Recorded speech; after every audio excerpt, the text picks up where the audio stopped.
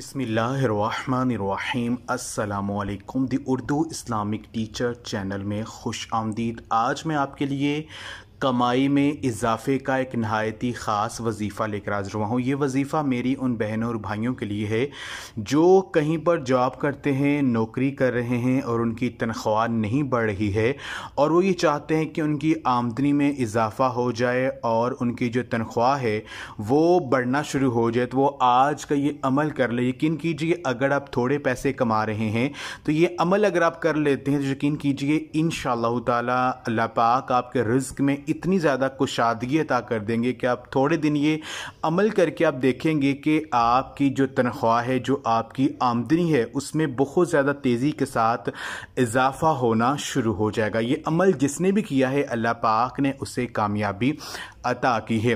तो आपने जो अमल करना है वो अल्लाह तबारक व तआला का ये ख़ास नाम या राफ़ियू ए बुलंदी अता करने वाले, जब आप अल्लाह पाक इस नाम को पढ़ेंगे या राफ़ियू, इसकी एक तस्बीह आपने किसी भी नमाज के बाद आपने पढ़नी है और आपका जो मकसद है आपने उसका तस्वुर अपने ज़हन में रखना है कि या राफ़ियू या राफ़ियू या राफ़ियू, इस नाम को आपने सिर्फ 100 मरतबा किसी भी नमाज के बाद आपने पढ़ना है।